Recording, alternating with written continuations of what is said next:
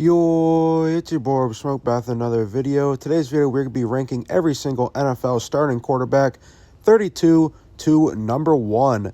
Now, I do know the rankings are going to be a little bit different for every single person. Not everyone's going to agree on every single thing, and that's perfectly fine. It happens. But let's go ahead and get into the rankings, and this is Orb Smoke talking. So, the Jay Cutler, the other guy on the channel, will be giving out his rankings in 2 days from now. So if you guys want to check out his rankings, make sure to go and check that out. Subscribe and turn those post notifications on. But let's go ahead and start with these rankings. 32, we got Tyler Shuck.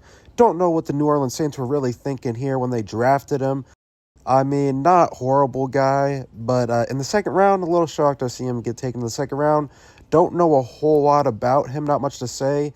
He is tall, but he is 25 and he will turn 26 by the time the midseason of the NFL season happens. So, don't really know what the Saints were thinking there. 31, I have Deshaun Watson, but it's going to be / Browns quarterback room. I mean, Deshaun Watson could be starting, Dylan Gabriel could be starting, Joe Flacco, and Shedeur Sanders. So, Deshaun Watson's been very underperforming ever since he's been in Cleveland Brown and not good, and he's been injured. Joe Flacco, he can win you a few games, but he's nothing special. And then Dylan Gabriel and Shedeur Sanders, they're wild cards, they're rookies. So, I think Shedeur Sanders might see a couple games starting. Number 30 is going to be Anthony Richardson. Now, I am not saying he is bad by any means. I know when you say, oh, he's ranked 30 out of 32, he's bad. No, he's not quite bad. He's just disappointing. I mean, this guy does have a lot of potential, and he has freak athleticism. We do know that, but he has not produced that quite in the NFL level yet. He is young, so we're giving him a little bit of a leeway here, but if he doesn't show something soon, he might get benched for Joe Flacco again. I mean, obviously Joe Flacco's a Brown, but they got Daniel Jones as a backup, and maybe Daniel Jones will see starting time. Anyway, 29, we got Michael Penix. We've seen too little of him to rank him any higher in the list. We do know he had an impressive deep ball in college, though, and in the little bit of the NFL we saw him play, he had 3 passing touchdowns, 3 interceptions, and under 1,000 passing yards, 1 rushing touchdown and 1 fumble. So really nothing spectacular there, but I'm not going to hate on him because, you know, he was obviously a rookie last year and he barely got to play. So very little opportunity in game. Didn't prove anything, but also it's not like we're not going to shame him. 28, we have Aaron Rodgers. That might be a little shocking to a few people because he didn't have a horrible year with the Jets last year. The New York Jets was just a little bit dysfunctional, and I think that affected him a little bit. Now, don't get me wrong. For Aaron Rodgers, it was a bad year because he's a Hall of Fame quarterback, hands down. But I think Father Time started to catch up to him a little bit in a dysfunctional season with the New York Jets. I think he'll be a little bit better on the Steelers, but I still think he's going to be 28. I don't see much coming from Aaron Rodgers. 27, we have Russell Wilson. He's still a solid option. He's just not super flashy anymore like he was in Seattle. I mean, this guy, he's good enough to be a starting quarterback, obviously, and he can win you a few games. But I think the only reason and the main reason they bought Russell Wilson is to be a good mentor for Jackson Dart. And the New York Giants should honestly just be happy with that. They could only win maybe 4 or 5 games this year. As long as Jackson Dart is learning from Russell Wilson, who was once a very great player and a Super Bowl champion, I think they should be happy with that. 26, we have Justin Fields. I feel going to the New York Jets was actually one of the best cases for Justin Fields. And now I was just saying they were dysfunctional, but they are working on that. I mean, they got a new coach, obviously, and I mean, Garrett Wilson can help him a lot. I mean, he's never really had great talent around him other than DJ Moore when he was in Chicago. So Justin Fields never has had great talent around him, but I feel like the New York Jets was the best place he could have went, and then this is his last chance to prove he is a late bloomer. If he doesn't do successful in New York, I don't know what's going to happen to Justin Fields. 25, we have Bryce Young. Now, his stats are still really bad, and he hasn't proved a whole lot, but we will say in the last 3 weeks, Bryce Young did perform very well as he threw over 7 touchdowns in the last 3 weeks combined with 0 interceptions. That's pretty impressive. Now, we can't rank him much higher because he was only good for about 3 weeks, but still, he has a lot of potential. He's very young, so hopefully more to come for Carolina Panthers fans. Number 24, we have Cam Ward. I mean, obviously, we haven't seen him do anything in the NFL because he was a rookie this year. But, I mean, he was the number one pick for a reason. This is why he's ranked higher than Tyler Shough, because Tyler Shough, I mean, he didn't have a lot of value to him. It was projected to be around a 4th and a 5th round pick. But anyway, Cam Ward, obviously athletic and pretty decent decision-making and pretty good accuracy. Number one pick for a reason, like I said. 23, we got J.J. McCarthy. He hasn't played a snap in the NFL besides a few preseason games last year, and he performed well, nothing crazy. But we put him a little bit higher because he's coming into a better situation with Justin Jefferson, Jordan Addison, and Christian Darrisaw. So I feel J.J. McCarthy should be just fine. Sam Darnold was able to do pretty good in there. And it's a big what if Sam Darnold was just a product of having a Justin Jefferson, Jordan Addison, and Christian Darrisaw, or if Sam Darnold actually found his stride. But anyway, for J.J. McCarthy, right now he is sitting at 23. 22, we got Trevor Lawrence, the number one overall pick around 4 years ago. Now, he's never really lived up to the number one overall pick quite yet, but there is a lot of great news for you Jaguars fans. He is only 25 years old. He is already as old as Tyler Shough. And so he's only 25, and he has 4 years of NFL experience under his belt. So, I mean, there is a lot of room to grow right there.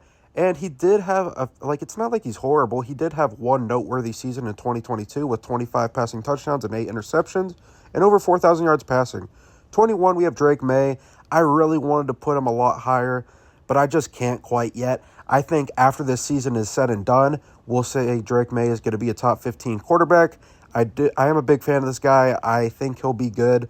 But as of right now, he's going to stay at 21. He's a very underrated passer, or underrated rusher, and his passing will come. And he's going to develop a lot this season. I mean, he's going to have Stephon Diggs helping him out. Kyler Murray is going to be number 20, and Kyler Murray could easily be a lot higher. But this guy is inconsistent. He does a good job at protecting the football, but you think with Kyler Murray's speed and explosiveness, he would produce a lot more touchdowns. But Kyler Murray actually has only finished top 10 in passing touchdowns once in his career. That is kind of sad. Kyler Murray, not a bad quarterback, but not a great quarterback either. At number 19, we have Geno Smith, and he's a normal bridge quarterback who he will produce pretty highly in passing yards, but he lacks getting touchdowns and rushing ability. I mean, he is 34 years old, so his rushing ability wouldn't be that great anyway, but he's never really been quite a rusher. I mean, he's been a career backup for most of his career, but obviously the last 4 years he's been starting for the Seattle Seahawks. And, you know, he's been okay with Seattle, but nothing crazy. So a normal bridge quarterback ranked at number 19. Sam Darnold, speaking of the Seattle Seahawks, he had an extremely impressive last season, as I was talking about earlier in the video. 4,300 passing yards with 35 passing touchdowns, 102.5 passer rating, and 12 interceptions. He performed very well, but it was the only year he performed, and he would have to do it again to be ranked a little bit higher. 18, I think that's a pretty fair spot because he's only had 1 year that was good in the NFL. The other ones were pretty bad. Anyway, 17, we got Caleb Williams. Now, Caleb Williams, I don't think it's really talked about enough. This guy only threw 6 interceptions as a rookie. A 23-year-old rookie only threw 6 interceptions. I feel that's pretty impressive. Now, we did only have 20 touchdowns, which is not flashy. So it wasn't quite a flashy year for Caleb Williams. But I think he will thrive under new coaching and new rosters. I mean, the Chicago Bears, they added Joe Thunley and Drew Dahlman. They added a lot to the offensive line, and they also got Colston Loveland and Luther Burden. Now, 16, we do have Tua Tagovailoa. Yes, I know this guy does not play football often, but when he does, he's actually really good and pretty overhated for no reason. I don't know why he gets a lot of hate, but in 2023, he had 4,624 passing yards, and he only had a 2-to-1 touchdown interception ratio. So, I mean, that could have been a little bit better, but I mean, still not bad. In the year 2022, he only had 8 interceptions with 25 passing touchdowns. 15 is going to be Dak Prescott, and he was actually a top 5 quarterback statistically 2 years ago. And if you guys are forgetting how just how good Dak Prescott was 2 years ago, 4,516 passing yards, 36 passing touchdowns, and only 9 interceptions with 105 rating. And he had a pretty rough year this last year, so that kind of balances it out. I mean, he didn't play the full season, obviously.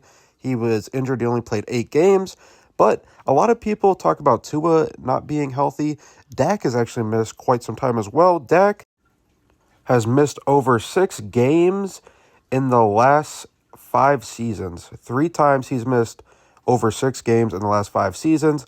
Now, I know that's not a lot, but I mean, that adds up over time. So, number 14, we got Bo Nix, and he took a very mediocre offense. I mean, the defense was very impressive, don't get me wrong, but a very mediocre offense to the playoffs in his rookie year, and he had 3,775 passing yards with 29 passing touchdowns and 12 interceptions, and he had over 400 yards on the ground as well. I mean, this guy can run, this guy can pass. Maybe he can make a little bit better decision makings, but he made a lot of those in his first couple starts. Number 13, we got Jordan Love. I believe Jordan Love is a very good quarterback. He's just inconsistent in my eyes. Now, he doesn't really have a true number 1 until now. I guess Matthew Golden or Jaden Reed will be his true number 1. But still, sometimes his decision-making makes you question if there's a rookie out there. I mean, despite his weaknesses, this guy is still a top 15 quarterback as he's producing over 30 passing touchdowns in 2025 and over 4,100 passing yards. So the guy's still good. I mean, I just think he's a little inconsistent. But number 12, we have Brock Purdy, a very good quarterback, and yes, surrounded by talent. I don't know why people make fun of Brock Purdy because he's surrounded by talent and performs good. Like, do you want him to perform bad when he has talent around him? And he can't control where he gets drafted. I mean, the guy is just producing in the system that he's in. And so far, he's been pretty good. Now, last year was very rough compared to his other year. But are we seriously going to forget how injured the 49ers team was last year? I mean, they suffered injury upon injury upon injury upon injury. And I don't even like the 49ers, but are we seriously going to act like their team wasn't riddled with the injury bug last year? Number 11, I have Justin Herbert, and the big thing that sticks out for this guy is only 3 interceptions last year. That's insane. Like, that's immaculate. And this guy is a genius with the football, very protective of it. He just really can't perform in the playoffs. And he hasn't really performed a high number of touchdowns since 2022, I believe, or 2023, around there when he had 38 passing touchdowns. Now, do give it another year, and I think Justin Herbert could be a top 7-ish quarterback with another year under Harbaugh under his belt. But, yeah, Justin Herbert, the talent's definitely there, just needs to work on the playoff performancing for sure.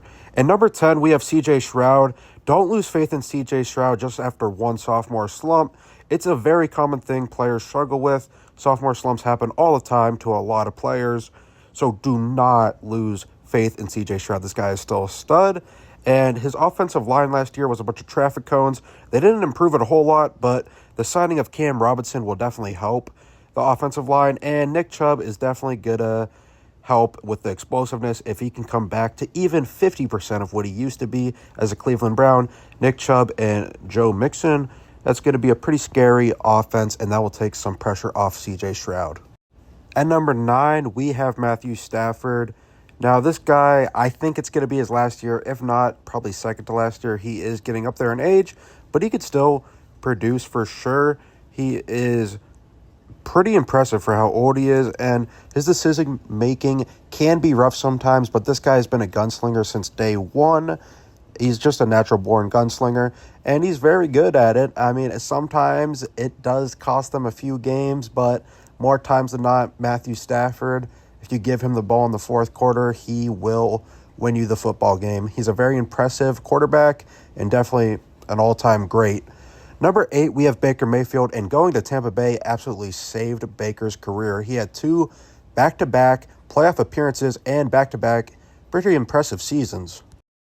He managed to shine even more in this past year with 41 passing touchdowns and 4,500 passing yards and a 106.8 passer rating. Pretty impressive for Baker Mayfield. Definitely, I would not leave Tampa Bay if I was him. I would stay there. Everything is working just fine. Number 7, we have Jaden Daniels. He absolutely had a phenomenal rookie season.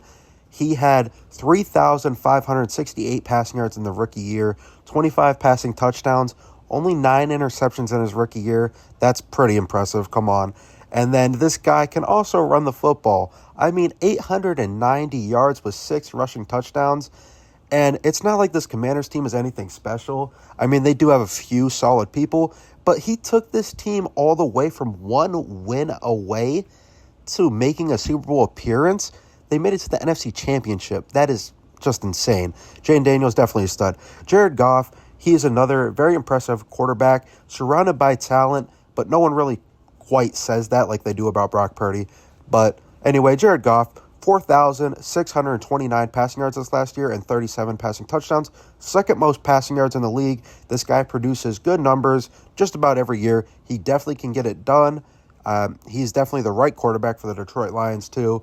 I like their system a lot, just hasn't won them a championship quite yet. Number 5, I have Jalen Hurts, and it's going to look a little odd if you look at his numbers, because he only had like around 20 passing touchdowns, maybe 18. But you got to think, the Philadelphia Eagles, that is the way they run their system, or at least that's how they ran it last year. Didn't produce the highest amount of passing, only because his rushing ability is really good, and you got to think, anytime they're within 3 yards of the end zone, they're doing the tush push, or they're just giving it to Saquon. They run the ball a lot, and Jalen Hurts is good at running and passing, so give him a little bit of slack when you hear his passing numbers aren't the highest. It's just because he runs the ball a lot, and that happens to dual threat quarterbacks every now and then. Number 4, we have Patrick Mahomes. Now, I will admit the last 2 years from Patrick Mahomes have been very lackluster, but I can't believe there's people trying to say he's washed. There's people trying to say he's not good. And it's like, those people are just casuals. Like, come on, dude. You know Patrick Mahomes is good. Every quarterback struggles. Every quarterback has off years. Patrick Mahomes, I guess, just had 2 off years. And it's crazy to say we're calling last year as an off year, considering he made a Super Bowl appearance. I know he didn't have the best stats, but a Super Bowl appearance is pretty impressive for a lot of people, considering that washed. I know he obviously got absolutely blown down in the Super Bowl, but still. Patrick Mahomes, definitely top 4 quarterback, one of the best. Number 3, I have Josh Allen. He is a gunslinger as well, kind of similar to Matthew Stafford, except this guy is a gunslinger who puts up high-value production every single year, and he runs the rock like the bulldozer he is. No matter what, Josh Allen will find a way to get in the end zone. Now, this guy, the MVP, kind of shocking he's not number 1, but it's only because in his career, he does have a lot of issues with turnovers. Last year, I will say he had very impressive little amount of turnovers compared to what he normally does. But Josh Allen, in his whole career, he's definitely struggled with turnovers. So that is why he is 3. 2 is Joe Burrow. This guy can throw the hell out of a football. It's beautiful what this guy does. He puts up high value production. He was almost the MVP this year, but the Bengals didn't make the playoffs, so that kind of ruined his chances. Joe Burrow, just the way he plays the game is very smart. He's very accurate. This guy is definitely going to be an all-time great. And number 1, we got Lamar Jackson. It's kind of hard to dispute Lamar Jackson being number 1. He has 2 MVPs for a reason. He is just as good as rushing as passing. A lot of people say his passing's not that good. Well, he was, I believe he led the league in passing yards this year. This guy gets touchdowns upon touchdowns upon touchdowns. Before Derrick Henry even was there, the Baltimore Ravens offense literally just consisted of Lamar Jackson. Yeah, Mark Andrews too, but let's be real. Everyone knew the offense ran through Lamar Jackson, and he doesn't have the greatest playoff track record, but still very impressive. Definitely worthy of number 1. There's a reason this guy is a 2-time MVP. All right, guys, that is around the end of the video. Make sure you guys leave a like and subscribe for more NFL content and Madden content as well. If you guys are interested in Madden 26 coming out, make sure to subscribe and turn those post notifications for more info about Madden 26. And if you guys like NFL in general, I highly recommend you guys subscribe and turn those post notifications on. And make sure to stay updated with our videos we'll be posting soon, because Jay Cutler, the other guy on the channel, will be posting his version of these rankings of the quarterbacks. All right, guys, I'll see you guys in the next video. Make sure to leave a like and subscribe. Bye.